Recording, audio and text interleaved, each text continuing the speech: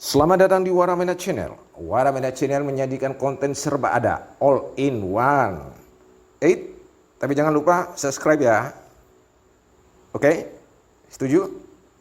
Ya, silakan subscribe. Selamat menonton.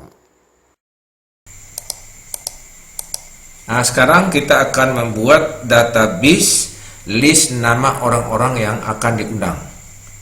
Lalu bagaimana caranya? Nah, silakan ngikutin berikut ini. Klik mailings. Nah, kemudian di sini pilih select recipients, kemudian expand. Di sini sudah muncul 3 opsi. Yang pertama, type in your list. Yang kedua, use exciting list, dan yang ketiga, select up from outlook contacts. Jadi karena kita ini baru membuat daftar penerima undangannya, jadi kita akan memilih type in new list. Nah, klik type in new list. Nah, di sini sudah muncul title, first name, last name, dan company name. Ini adalah merupakan format default dari bawaan program Access Microsoft Office. Jadi walaupun ini sudah program default, namun kita masih memungkinkan untuk merubahnya tapi ini. Nah, sekarang kita akan mencoba meredesain atau merancang ulang tabel itu. Nah, sekarang kita akan cari di mana filenya dulu. Nah, sekarang kita buka sini dokumen ya, dokumen, dan di sini sudah terlihat nih, My Data Source. Kemudian klik My Data Source. Nah, di sini sudah munculkan nama file yang kita buat tadi. Nah, kenapa file ini ada 2? Ya, sebenarnya bukan 2. Ini akibat dari file ini masih terbuka atau masih terkoneksi dengan file ini, dengan file yang kita buat dari Word ini. Nah, lalu bagaimana kita merubahnya? Untuk merubahnya, kita terlebih dahulu menutup file ini, menutup file Word-nya. Sekarang kita tutup file Word-nya. Oke, sekarang kita tutup file Word-nya. Nah, sudah. Nah, langsung hilang kan? Nah, sekarang kita akan meredesain atau merancang ulang database ini. Sudah buka nih. Buka file name ini terdiri dari 2 file. Yang ini adalah tabelnya, aja ini queries. Kita buka office address listnya aja. Jadi untuk buka ini, klik kanan, design view. Nah, inilah file-file yang kita buat tadi. Nah, sekarang kita bisa tutup atau hapus. Nah, kita hapus.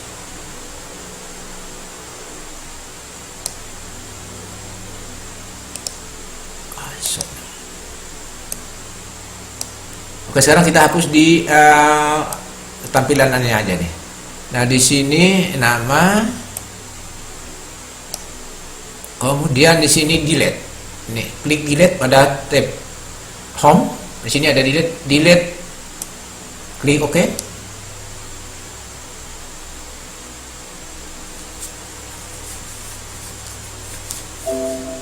Nah, do you want to permanently delete the selecting the field and all data in this field?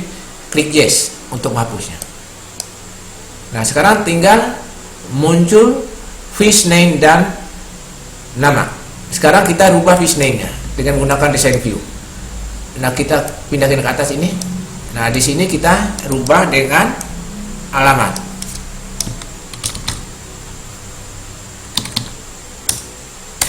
Oke. Kemudian klik save. Nah, tutup. Nah, kita buka. Nah, sudah muncul kan? Nah, kenapa ini muncul enter parameter value? Karena data tabel ini langsung terkoneksi dengan queries ini. Nah, sekarang kita coba mendesainnya queriesnya. Nah, ini queriesnya. Dan ini sudah muncul nih nama first name ini, karena ini yang tulis expired one first name dan lainnya karena tadi sudah kita hapus. Nah, sekarang kita hapus. Kita hilangkan centang ini aja nih. Kita centangkan. Bisa juga dihapus ini. Bisa juga dihapus. Ini delete columns. di kolom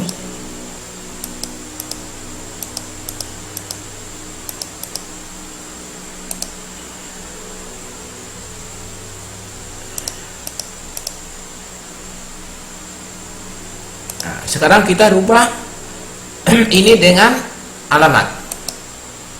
Nah, centang lagi. Nah, kemudian save, review. Nah, sudah jadi. Coba kita buka sekarang. Nah, sekarang coba kita buka. Nah, sudah aman kan? Sudah tidak masalah. Karena memang ini nama yang kita ketik pada office address list pada tabelnya ini langsung akan masuk ke office address, karena tabel ini ataupun query ini saling berhubungan satu sama lainnya. Oke, sekarang kita coba masukin nama. Nah, di sini yang dituju itu Waramena Channel ya. Waramena Channel. Ini alamat Bima. Ini alamatnya Bima.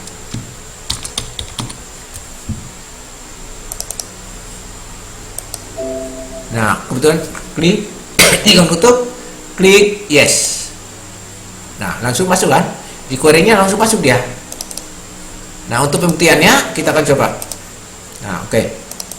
Nah, tuh langsung masuk kan? Nah, oke. Artinya kita sudah selesai mendesain tabel database-nya sesuai dengan kebutuhan dokumen yang ingin kita buat. Oke, selanjutnya kita buka kembali file Words-nya. Nah, di sini muncul pesan, open this document will run the following SQL command, select from office address list. Apabila kita memilih no, maka ketika lembar dokumen Words itu aktif, kita akan membuka kembali database aksesnya. Dan apabila kita memilih yes, maka secara otomatis file Words dan file aksesnya sudah langsung terkoneksi dan kita langsung bisa bekerja. Nah, untuk itu kita sekarang pilih yes saja. Kita pilih yes. Nah, ini sudah kita akan melihat apakah benar kedua data ini sudah terkoneksi atau belum. Sekarang kita klik mailings lagi, mailings. Nah, di sini sudah muncul edit recipient list. Edit recipient list ini menunjukkan bahwa data akses tadi sudah bisa kita langsung buka. Dan apabila tadi kita memilih no, maka secara otomatis kita harus melewati proses ini. Kita harus membuka use exciting list. Nah, artinya kita harus membuka lagi folder tempat file itu kita simpan. Nah, karena kita ini tidak membutuhkan melihat kembali filenya, kita klik cancel aja.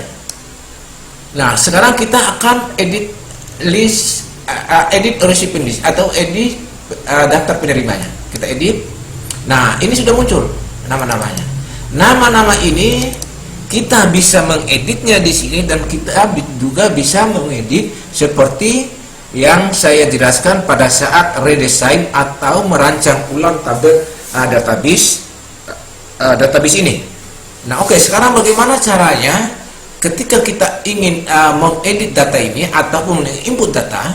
Kita klik ini, klik. Nah, setelah itu akan muncul edit. Klik edit. Nah, di sini kita sudah bisa mengeditnya.